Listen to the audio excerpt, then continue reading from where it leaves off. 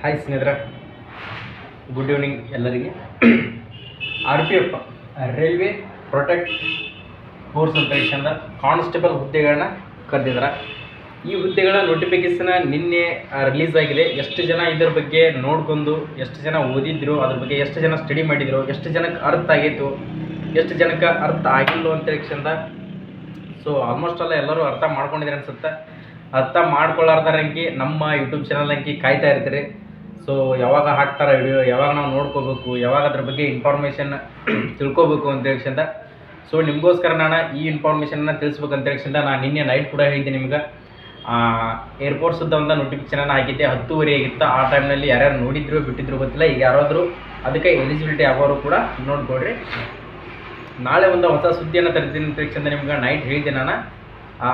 ಇದೇ ಅದ ಸುದ್ದಿ. RPF ಕಾನ್ಸ್ಟೇಬಲ್ 10ನೇ ತರಗತಿ ಪಾಸ್ ಆದವರು ಕೂಡ ಇದಕ್ಕೆ ಅಪ್ಲಿಕೇಶನ್ ಕೂಡ ಹಾಕ್ಬೋದು.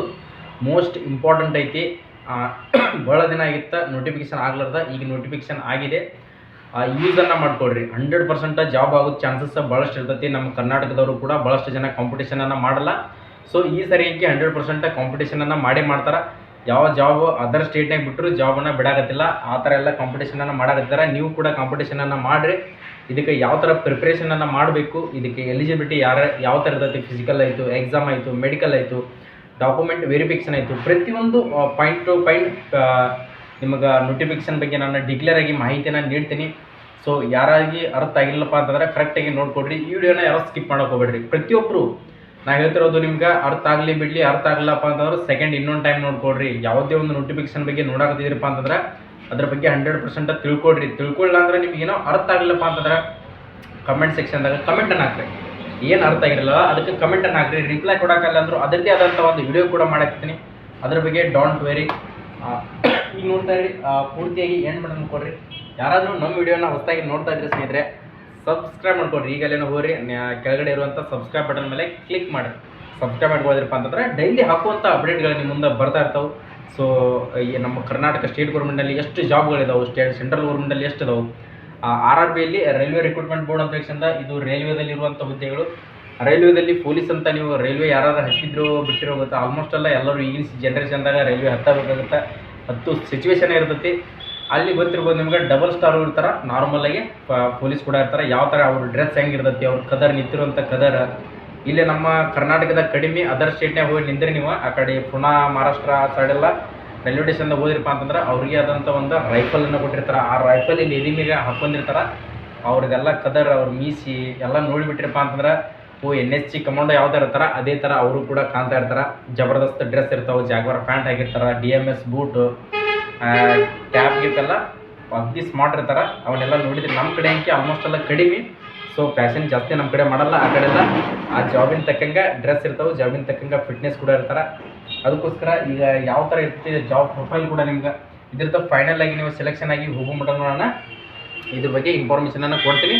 ನೋಟಿಫಿಕೇಶನ್ ಆಗುತ್ತೋ ಇಲ್ಲೋ ಅಂತ ತಕ್ಷಣ ಅಂದ್ಕೊಂಡಿದ್ದೀವಿ ನಾವು. ಈಗಾಗಲೇ ನಿಮ್ಗೆ ಮೊದಲ ಒಂದು ಮುಂಚೆ ನೋಟಿಫಿಕೇಶನ್ ಹರಿದಾಡಕತ್ತಿತ್ತು, ಅದು ಅಂಕಿ ಫೇಕ್ ಇತ್ತು. ಈಗ ನಿಮ್ಗೆ ರಿಯಲ್ ಆಗಿ ನೋಟಿಫಿಕೇಶನನ್ನು ರಿಲೀಸ್ ಮಾಡಿದ್ದಾರೆ. ಆ ನೋಟಿಫಿಕೇಶನ್ನ ನಿಮ್ಮ ಮುಂದೆ ಹೇಳ್ತಾ ಇದ್ದೀನಿ. ಆ ನೋಟಿಫಿಕೇಶನ್ ಯಾರಾದರೂ ನೋಡ್ಕೋಬೇಕಂದ್ರೆ ಅದು ಎಲ್ಲಿ ಸಿಗ್ತದೆ ಅಂತ ಹೇಳಿಸಿದ ಅದನ್ನು ಕೂಡ ನಿಮ್ಗೆ ತಿಳಿಸ್ಕೊಡ್ತೀನಿ. ಇಲ್ಲಿ ನೋಡ್ಕೋಬೋದು ಟೋಟಲ್ ಆಗಿ ಇರುವಂಥ ಹುದ್ದೆಗಳು ಎಷ್ಟಪ್ಪ ಅಂತಂದ್ರೆ, ಟೋಟಲ್ ಆಗಿ ಇದರಲ್ಲಿ ಹುದ್ದೆಗಳು ಎಷ್ಟಪ್ಪ ಅಂತಂದ್ರೆ 2000 ಹುದ್ದೆಗಳನ್ನ ಕರೆದಿದ್ದಾರೆ. ಎಷ್ಟಪ್ಪ ಅಂತಂದರೆ 2000 ಹುದ್ದೆಗಳಲ್ಲಿ ಪುರುಷರಿಗೆ ಎಷ್ಟು ಮತ್ತು ಮಹಿಳೆಯರಿಗೆ ಎಷ್ಟು. ನಾನು ಹೇಳ್ತಿರೋದು ಕಾನ್ಸ್ಟೇಬಲ್ ಅಷ್ಟೇ ಹೇಳ್ತಾ ಇದ್ದೀನಿ. ಸೊ 1700 ಪುರುಷರಿಗೆ ಅದಾವು, ಮಹಿಳೆಯರಿಗೆ 300 ಅದಾವು. ನೆಕ್ಸ್ಟ್ ಅದೇ ಥರನಾಗಿ ಪುರುಷ ಮತ್ತು ಮಹಿಳೆಯರು ಇಬ್ಬರು ಕೂಡ ಅಪ್ಲೈ ಮಾಡ್ಬೋದು. ಪುರುಷರಂತ ಅಷ್ಟೇ ಅಲ್ಲ, ಲೇಡೀಸ್ ಕೂಡ ನೀವು RPF ಪ್ರೊಟೆಕ್ಟ್ ಫೋರ್ಸ್ ಅಂತ ಹೇಳಿ ನೋಡಿರ್ಬೋದು, ರೈಲ್ವೆ ಸ್ಟೇಷನ್ದಾಗ ಕಾಣ್ತಿರ್ತಾರ. ಅದೇ ಥರನಾಗಿ ಅದಕ್ಕೆ ಅಪ್ಲಿಕೇಶನ್ ಫೀಸ್ ಇರ್ತೈತಿ. ಅಪ್ಲಿಕೇಶನ್ ಫೀಸ್ ಆನ್ಲೈನ್ ಪೇಮೆಂಟ್ ಎಷ್ಟು ಇರ್ತದಪ್ಪ ಅಂತಂದ್ರೆ ನೋಡ್ಕೋಬೋದು, 500 ರೂಪಾಯಿ DD ಇರ್ತೈತಿ. ಸೊ ನೀವು ಮಾಡುವಂಥ ತಪ್ಪು ಏನಪ್ಪ ಅಂತಂದ್ರೆ ಅಪ್ಲಿಕೇಶನ್ ಫೀಸ್ 500 ರೂಪಾಯಿ ಇದೆ ಅಂತೇಳಿ ಅಪ್ಲಿಕೇಶನ್ ಹಾಕೋದನ್ನು ಬಿಟ್ಟು ಬಿಡ್ತೀರಿ. ಫೈನಲಾಗಿ ಅಪ್ಲಿಕೇಶನ್ ಭಾಳಷ್ಟು ಬಿದ್ದಿರೋದಿಲ್ಲ, ಕಾಂಪಿಟೇಷನ್ ಕಡಿಮೆ ಆಗಿಬಿಡ್ತೈತಿ. ಲಾಸ್ಟಿಗೆ ಜಸ್ಟ್ ಪಾಸ್ ಆದವ್ರನ್ನ ಕೂಡ ಸೆಲೆಕ್ಟನ್ನು ಮಾಡ್ಕೊಂಡ್ಬಿಡ್ತಾರೆ. ಈ ತಪ್ಪನ್ನು ಮಾಡಕ್ಕೆ ಹೋಗ್ಬೇಡ್ರಿ. ಸಿಕ್ಕ ಚಾನ್ಸ ದುಡ್ಡು ಬರುತ್ತೋ ಹೋಗುತ್ತೋ ಪರವಾಗಿಲ್ಲ, ಜಾಬ್ ಸಿಗಲ್ಲ. ಯಾವತ್ತೂ ನಿಮಗೆ ಏನೋ ಪ್ರಾಬ್ಲಮ್ ಇತ್ತಪ್ಪ ಅಂತಂದ್ರು ಕರೆಕ್ಷನ್ ಮಾಡ್ಕೊಂಡು ಕೇಸಂದ್ರೆ ಟೈಮ್ ಇದ್ದಾಗ ಎಲ್ಲರೂ ಫ್ರೆಂಡ್ಸ್ ಕಡೆ ಇಸ್ಕೊಂಡು, ನಿಮ್ಮ ಫ್ಯಾಮಿಲಿಯಲ್ಲಿ ಯಾರಾದರೂ ಅಣ್ಣ ತಮ್ಮ ಅವ್ರ ಹತ್ರ ಇಸ್ಕೊಂಡು ಅಪ್ಲಿಕೇಶನ್ಗಳನ್ನು ಹಾಕೊಡ್ರಿ. ಎಲ್ಲಿಯೂ ಹಾಳು ಮಾಡ್ತಿರ್ತೀರಿ. ಒಂದು ತಿಂಗಳದ ರೀಚಾರ್ಜ್ ಮಾಡ್ಸೋದನ್ನ ಬಿಟ್ಟುಬಿಡ್ರಿ. ಇಂಥವೆಲ್ಲ ಅಪ್ಲಿಕೇಶನ್ಗಳನ್ನು ಹಾಕ್ಕೊಡ್ರಿ. ಅಪ್ಲಿಕೇಶನ್ ಫೀಸ್ 100 ರೂಪಾಯಿ ಐತಿ. ಅದು ಯಾರ್ಯಾರಿಗೆ ಜನರಲ್ ಮತ್ತು OBC EWS ಅವರಿಗೆ. ಅದೇ ಥರನಾಗಿ SC ST ದವ್ರು ಯಾರಾದರೂ ಇದ್ರಪ್ಪ ಅಂತಂದ್ರೆ ಮತ್ತು ಮಹಿಳೆಯರಿಗೆ 250 ರೂಪಾಯಿ ಅಪ್ಲಿಕೇಶನ್ ಫೀಸ್ ಕೂಡ ಇರ್ತೈತಿ. ನೆಕ್ಸ್ಟ್ ಅದೇ ಥರನಾಗಿ ಏಜ್ ರಿಲ್ಯಾಕ್ಸೇಷನ್ ಯಾವ ಥರ ಇರ್ತೈತಿ, ಏಜಲ್ಲಿ ಏಜ್ ಎಷ್ಟೆಷ್ಟು ಬೇಕಾಗುತ್ತಾ 18ರಿಂದ 25 ಏಜ್ ಇದ್ದವರ ಇದಕ್ಕೆ ಅಪ್ಲಿಕೇಶನ್ಗಳನ್ನು ಹಾಕೋಬಹುದು. ಎಷ್ಟಪ್ಪ ಅಂದ್ರೆ 18ರಿಂದ 25 ಏಜ್ ಯಾರಿದ್ರು ನೋಡ್ರಿ ಅವರು ಈ ಅಪ್ಲಿಕೇಶನ್ಗೆ ಎಲಿಜಿಬಿಲಿಟಿ ಇರ್ತೀರಿ. ಸೊ ನಿಮ್ಗೆ ಸೌಂಡ್ ಡಿಸ್ಟರ್ಬೆನ್ಸ್ ಹಾಕಿರ್ಬೋದು, ಅಡ್ಜಸ್ಟ್ ಮಾಡ್ಕೊಡ್ರಿ. ಯಾಕಂದ್ರೆ ಆ ಸಿಚುವೇಶನ್ದಾಗ ನಿಮ್ಗೆ ಏನೋ ಕೆಲ್ಸಕ್ಕೆ ಆಲ್ಮೋಸ್ಟ್ ಅಲ್ಲ ಸ್ವಲ್ಪ ಡಿಸ್ಟರ್ಬೆನ್ಸ್ ಆಗುತ್ತೆ, ತಲೆ ಕೆಡಿಸ್ಕೋಬೇಡ್ರಿ. ನೆಕ್ಸ್ಟ್ OBC ಮತ್ತು SC ST ದವರಿಗೆ, OBC ದವರಿಗೆ 3 ವರ್ಷ ಏಜ್ ರಿಲ್ಯಾಕ್ಸೇಷನ್ ಇರ್ತೈತಿ, SC ST ದವರಿಗೆ 5 ವರ್ಷ ಏಜ್ ರಿಲ್ಯಾಕ್ಸೇಷನ್ ಇರ್ತೈತಿ. ಟೋಟಲ್ ಆಗಿ OBC ದವರ 28 ಏಜ್ ಮಟನು ಅಪ್ಲಿಕೇಶನ್ ಹಾಕ್ಬೋದು, SC ST ದವರ 30 ವರ್ಷದ ಮಟನು ಏಜ್ ರಿಲ್ಯಾಕ್ಸೇಷನ್ ಇರುತ್ತೆ ಅಪ್ಲಿಕೇಶನ್ಗಳನ್ನು ಹಾಕೋಬಹುದು. ಇದಕ್ಕೆ ಕ್ವಾಲಿಫಿಕೇಶನ್ ಮೋಸ್ಟ್ ಇಂಪಾರ್ಟೆಂಟ್ ಆದಂಥ ಕ್ವಾಲಿಫಿಕೇಶನ್. ಸೊ ಇದನ್ನು ನೋಡಿದ ತಕ್ಷಣ ಅವ್ರ ಡ್ರೆಸ್ ನೋಡಿದ ತಕ್ಷಣ ಏನು ಹೈಯರ್ ಡಿಗ್ರಿ ಕ್ವಾಲಿಫಿಕೇಶನ್ ಮುಗಿದಿರ್ಬೇಕಾಗುತ್ತೆ ಅಂತ ಹೇಳಿ ಅನ್ಕೋತೀರಿ. ಸೊ ಆ ಥರ ಏನಿಲ್ಲ, ನಾರ್ಮಲ್ ಆಗಿ ನಿಮ್ಮ ಜಸ್ಟ್ 10ನೇ ತರಗತಿ ಪಾಸ್ ಆಗಿದ್ರು ಸಾಕು, ಜಸ್ಟ್ 35 ತೊಗೊಂಡಿದ್ರು ಕೂಡ ನೀವು ಇದಕ್ಕೆ ಎಲಿಜಿಬಿಲಿಟಿ ಇರ್ತೀರಿ. 10ನೇ ತರಗತಿ ಜಸ್ಟ್ ಹೇಳ್ತಾ ಇದ್ದೆ ನಾನು, 10ನೇ ತರಗತಿ ಆರ್ಟ್ಸ್, ಕಾಮರ್ಸ್, ಸೈನ್ಸ್ ಎನಿ ಯಾವುದೋ ಒಂದು PUC ಪಾಸ್ ಆಗಿದ್ರು ಕೂಡ ಇದಕ್ಕೆ ನೀವು ಅಪ್ಲಿಕೇಶನ್ಗೆ ಎಲಿಜಿಬಿಲಿಟಿ ಇರ್ತೀರಿ. ನೆಕ್ಸ್ಟ್ ಅದೇ ಥರನಾಗಿ ಇದಕ್ಕೆ ಸೆಲೆಕ್ಷನ್ ಪ್ರೊಸೆಸ್ ಯಾವ ಥರ ಇರ್ತದೆ, ಸೆಲೆಕ್ಷನ್ ಪ್ರೊಸೆಸ್ ಯಾವ ಥರ ಇರ್ತಪ್ಪ ಅಂತ ನೋಡ್ಕೊಡ್ರಿ, ಅದು ಕೂಡ ಇಂಪಾರ್ಟೆಂಟ್ ಆಗುತ್ತೆ. ರಿಟರ್ನ್ ಎಕ್ಸಾಮ್ ಇರ್ತದೆ, ರಿಟರ್ನ್ ಎಕ್ಸಾಮ್ ಇರ್ತೈತಿ. ಅದು ಯಾವ ಥರ ಇರ್ತಪ್ಪ ಅಂತಂದ್ರೆ ಕಂಪ್ಯೂಟರ್ ಬೇಸ್ಡ್ ಎಕ್ಸಾಮ್ ಇರ್ತೈತಿ. ಆಲ್ಮೋಸ್ಟ್ ಎಲ್ಲ SSC ಒಳಗೆ ಪ್ರತಿಯೊಂದು ಎಕ್ಸಾಮನ್ನು ಕಂಪ್ಯೂಟರ್ ಮುಖಾಂತರ ಬರೆಯಾಕತ್ತಿದ್ರಿ, ಅದ್ರ ಬಗ್ಗೆ ಹೇಳುವಂಥದ್ದು ಏನಿಲ್ಲ. ಆಲ್ಮೋಸ್ಟ್ ಅಲ್ಲಿ ನೀವು ಕಂಪ್ಯೂಟರ್ದಾಗ ಯಾವುದೋ ಒಂದು ಎಕ್ಸಾಮ್ ಬರೆದ್ರು ಸ್ಟೇಟ್ ಗೌರ್ಮೆಂಟಾಗ ಅಷ್ಟೇ ನಡೆಸಾಕತ್ತಲ್ಲ, ಇನ್ಮೇಲೆ ಸ್ಟೇಟ್ ಗೌರ್ಮೆಂಟ್ದಾಗೂ ಆನ್ಲೈನ್ ಮುಖಾಂತರನ ಎಕ್ಸಾಮ್ 100% ನಡೆಸ್ತಾರ.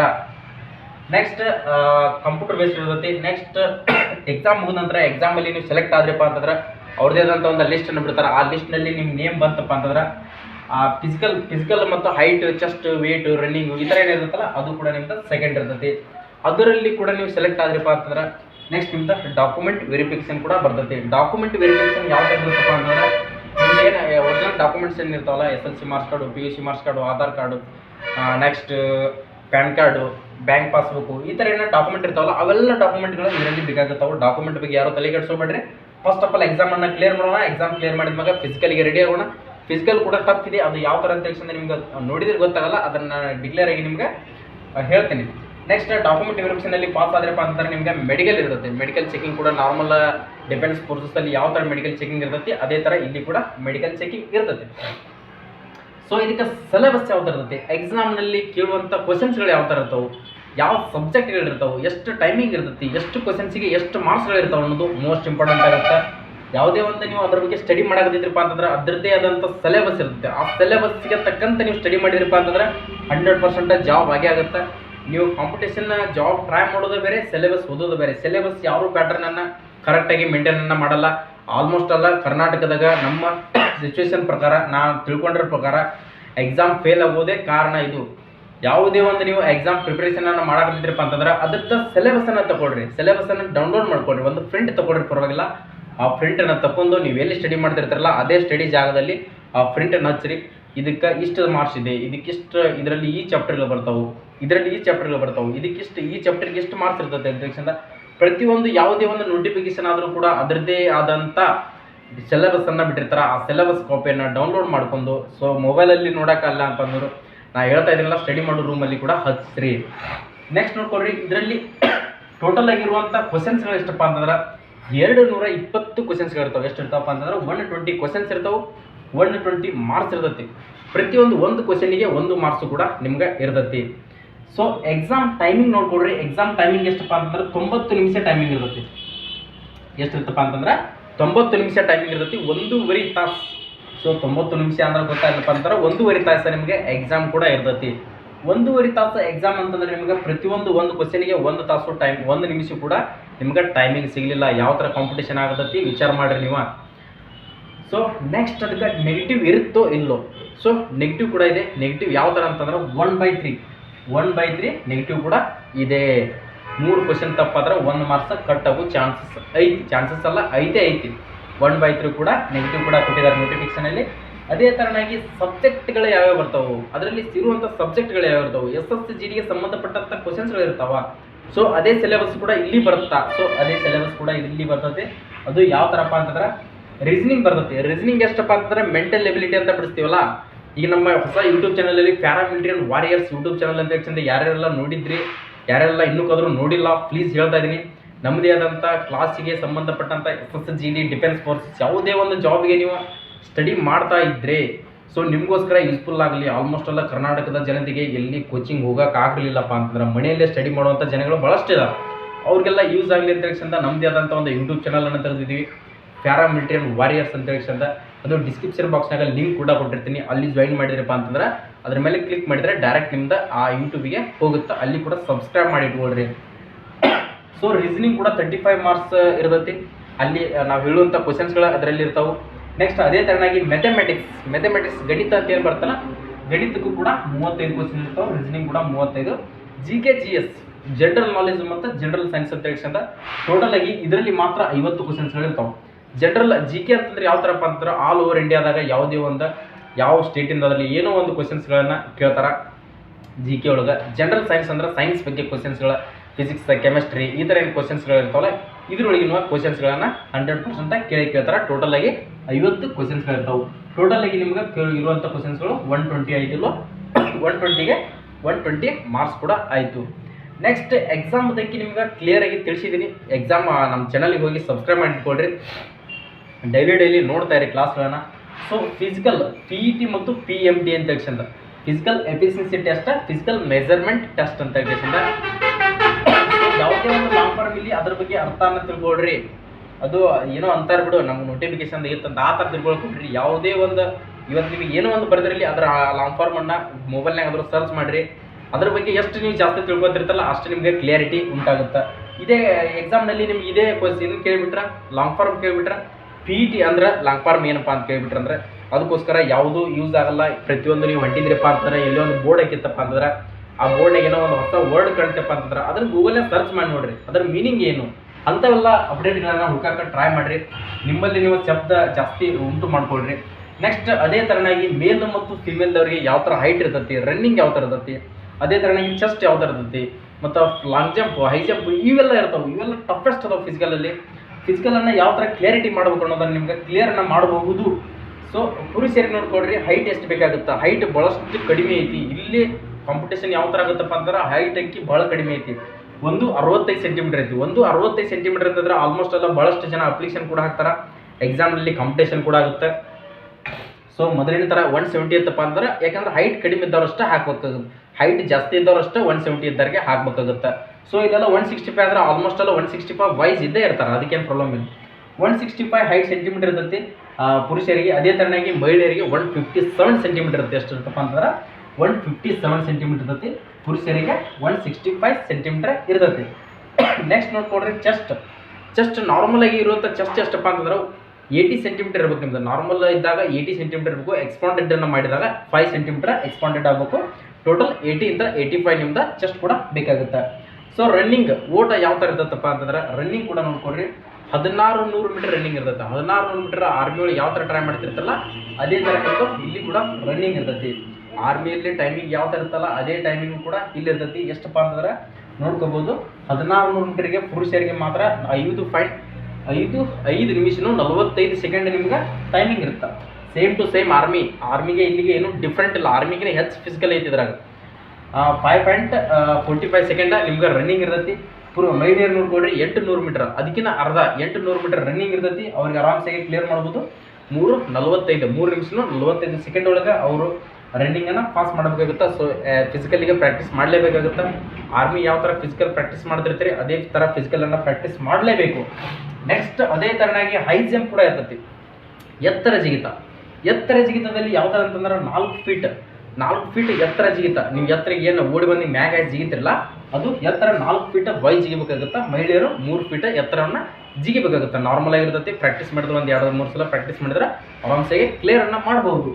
ನೆಕ್ಸ್ಟ್ ಅದೇ ಥರನಾಗಿ ಲಾಂಗ್ ಜಂಪ್ ಯಾವ ಥರ ಇರ್ತಪ್ಪ ಅಂತಂದ್ರೆ ಉದ್ದ ಜಿಗಿತ. ಕನ್ನಡದಾಗ ಹೇಳುವಂಥದ್ದು ಏನಪ್ಪ ಅಂತಂದ್ರೆ ಉದ್ದ ಜಿಗಿತ. ಆಲ್ಮೋಸ್ಟ್ ಎಲ್ಲ ನಮ್ಮ ಹುಡುಗರು ಉತ್ತರ ಕರ್ನಾಟಕ ಮಂದಿ ಹೇಳೋಕ್ಕಾಗಲ್ಲ, ಯಾಕಂದರೆ ಜಿಗಿತ. ಸೊ ನಮ್ಮ ಬೆಂಗಳೂರು ಕಡೆದವರಷ್ಟೇ ಪ್ರಾಕ್ಟೀಸನ್ನು ಮಾಡಿರಲ್ಲ, ಬಟ್ ಮಾಡ್ತಾರೆ ಆಲ್ಮೋಸ್ಟ್ ಅಲ್ಲಿ. ಯಾಕೆಂದರೆ ಜಾಬ್ ಟ್ರೈ ಮಾಡ್ಬೇಕಂದ್ರೆ ಮಾಡಲೇಬೇಕಾಗುತ್ತೆ. ಇಂಥವೆಲ್ಲ ಪ್ರಾಕ್ಟೀಸ್ ಮಾಡಿರ್ತಾರೆ. Long jump 14 feet long jump ಜಿಗಿಬೇಕಾಗುತ್ತೆ ಉದ್ದ. ಮತ್ತು ಮಹಿಳೆಯರು ನೋಡ್ಕೊಳ್ರಿ 9 ಫೀಟ್ ಲಾಂಗ್ ಜಂಪ್ ಕೂಡ ಜಿಗಿಬೇಕಾಗುತ್ತೆ. ಇಷ್ಟೆಲ್ಲ ನಿಮಗೆ ಕ್ಲಿಯರ್ ಆದಂಥ ಮಾಹಿತಿಯನ್ನು ತಿಳಿಸಿದ್ದೀನಿ. ಅಪ್ಲಿಕೇಶನ್ ಇನ್ನೂ ಸ್ಟಾರ್ಟ್ ಆಗಿಲ್ಲ. ನೋಟಿಫಿಕೇಶನ್ ಆಫೀಷಿಯಲ್ ವೆಬ್ಸೈಟ್ನಾಗ ಬಿಟ್ಟಿದ್ದಾರೆ. ಅಪ್ಲಿಕೇಶನ್ ಕೂಡ ಸ್ಟಾರ್ಟ್ ಆಗುತ್ತೆ. ಸ್ಟಾರ್ಟ್ ಹೋಗ್ಬಿಟ್ಟು ವೇಟ್ ಮಾಡಿರಿ. ಅಪ್ಲಿಕೇಶನ್ ಸ್ಟಾರ್ಟ್ ಆಯ್ತಪ್ಪ ಅಂದ್ರೆ ಪ್ರತಿಯೊಂದು ಮಾಹಿತಿಯನ್ನು ಇದ್ರದ್ದು ಏನಾದರೂ ಡೌಟ್ಸ್ ಇತ್ತಪ್ಪ ಅಂತಂದ್ರೆ ಇನ್ನೂ ಕದ್ರು ನಿಮ್ಗೆ ಇಷ್ಟೆಲ್ಲ ಹೇಳಿದೆ. ನಿಮ್ಗೆ ಇನ್ನೂ ಏನಾದರೂ ನಿಮ್ಗೆ ಕ್ಲಿಯರಿಟಿ ಡೌಟ್ ಇತ್ತಪ್ಪ ಅಂತಂದ್ರೆ ಡೌಟ್ಗೆ ಕಮೆಂಟನ್ನು ಹಾಕಿರಿ. ಕಮೆಂಟ್ ಆಗಿದ್ರಪ್ಪ ಅಂತಂದ್ರೆ ಅದರದ್ದೇ ಆದಂಥ ಇನ್ನೊಂದು ವಿಡಿಯೋ ಕೂಡ ಮಾಡಾಕ್ತೀನಿ. ಏನಾದರೂ ಬೇಕಾಗಿತ್ತಪ್ಪ ಅಂತಂದ್ರೆ ಇದರಲ್ಲಿ 100% ಈ ಸಾರಿ ಕರ್ನಾಟಕದವರು ಟಾಪ್ 1ನ್ಯಾಗ ಬಂದೇ ಬರೋಣ. ಇದ್ರ ಬಗ್ಗೆ ಸ್ಟಡಿ ಮಾಡೋಣ. ಇದರದ ಏನೋ ಇನ್ಫಾರ್ಮೇಷನ್ ಬಂದರೂ ನಾನು ನಿಮ್ಮ ಮುಂದೆ ಕೊಡ್ತಾ ಇರ್ತೀನಿ, ನಿಮ್ಮ ಮುಂದೆ ಸಪೋರ್ಟನ್ನು ಮಾಡ್ತಾ ಇರ್ತೀನಿ. ನೀವು ಕೂಡ ನನಗೆ ಸಪೋರ್ಟನ್ನು ಮಾಡಿರಿ. ಯಾರಾದರೂ ನಮ್ಮ ವಿಡಿಯೋಗಳನ್ನು ಹೊಸದಾಗಿ ನೋಡ್ತಾ ಇದ್ದರೆ ಸ್ನೇಹಿತರೆ ಲೈಕ್ ಮಾಡಿರಿ. ಈ ವಿಡಿಯೋನ ಪ್ರತಿಯೊಬ್ಬರಿಗೆ ನಿಮ್ಮ ಸ್ನೇಹಿತರಿಗೆ ಕೂಡ ತಲುಪುವ ಹಾಗೆ ಶೇರ್ ಮಾಡಿ. ಸಬ್ಸ್ಕ್ರೈಬ್ ಮಾಡೋದನ್ನ ಮರೆಯಕೋಬೇಡಿ. ಸಬ್ಸ್ಕ್ರೈಬ್ ಮಾಡ್ಕೊಂಡು ಬೆಲ್ ಐಕನ್ ಮೇಲೆ ಕ್ಲಿಕ್ ಮಾಡಿ ಆಲ್ ನೋಟಿಫಿಕೇಶನ್ ಅಂತ ಕೊಟ್ಟರೆ ಅಂದ್ರೆ ಹಾಕುವಂಥ ಡೈಲಿ ಪ್ರತಿಯೊಂದು ಮಾಹಿತಿಗಳು ನಿಮ್ಮ ಮುಂದೆ ಈ ಥರ ಬರ್ತಾ ಇರ್ತಾವೆ. ಸೊ ನೈಟ್ ಹೇಳಿದ್ದೀನಿ ಎನಿ ಟೈಮ್ ನೋಟಿಫಿಕೇಶನಲ್ಲಿ ಅದೇ ಟೈಮಿಗೆ ನಿಮ್ಗೆ ನೋಟಿಫಿಕೇಶನನ್ನು ನಿಮ್ಮ ಮುಂದೆ ನೀಡೋಕೆ ನಾನು ಇರ್ತೀನಿ. ಮತ್ತು ನಮ್ಮ PDF ಏನಾದರೂ ನೋಡ್ಕೋಬೇಕಂದ್ರೆ ಡಿಸ್ಕ್ರಿಪ್ಷನ್ ಬಾಕ್ಸ್ನಾಗ ಟೆಲಿಗ್ರಾಮ್ ಲಿಂಕನ್ನು ಕೊಟ್ಟಿರ್ತೀನಿ, ಅಲ್ಲಿ ಹೋಗಿ ಜಾಯ್ನ್ ಆಗಿದ್ರೆ ಅದರಲ್ಲಿ ಕೂಡ ಆ PDF ಅನ್ನು ಹಾಕಿರ್ತೀನಿ. ಮತ್ತು ಇನ್ಸ್ಟಾಗ್ರಾಮ್ ID SSI ಪ್ಯಾರಾಮಿಲಿಟರಿ ಅಂತ ಇರ್ತೈತಿ. ಏನೋ ಡೌಟ್ಸ್ ಇರಲಿ, ಏನೋ ನಿಮಗೆ ಕ್ವಶನ್ ಪೇಪರ್ ಶಾರ್ಟ್ಸ್ ಆದಂಥ ಕ್ವಶನ್ಸ್ ಆಗಲಿ ಏನೋ ಅದರಲ್ಲಿ ಕೂಡ ಅಪ್ಡೇಟ್ಗಳನ್ನು ಹಾಕ್ತಾ ಇರ್ತೀನಿ. ಅಲ್ಲಿ ಕೂಡ ಫಾಲೋ ಮಾಡಿ ಸ್ನೇಹಿತರೆ. ವಾಟ್ಸಪ್ ಗ್ರೂಪ್ ಕೂಡ ಮಾಡಿದ್ದೀನಿ, ಅಲ್ಲಿ ಕೂಡ ಫಾಲೋ ಮಾಡಿ. ಯಾವುದೇ ಒಂದು PDF ಆಗಲಿ ನೋಟ್ಸ್ ಆಗಲಿ ಅದರಲ್ಲಿ ಕೂಡ ನಿಮ್ಮ ಮುಂದೆ ನೀಡ್ತಾ ಇರ್ತೀನಿ. ಮತ್ತು ನೆಕ್ಸ್ಟ್ ವಿಡಿಯೋದಲ್ಲಿ ಬರೋಣ. ಎಲ್ಲರೂ ನೋಡಿದ್ದಕ್ಕೆ ಥ್ಯಾಂಕ್ ಯು ಸೋ ಮಚ್. ಜೈ ಹಿಂದ್, ಜೈ ಕರ್ನಾಟಕ.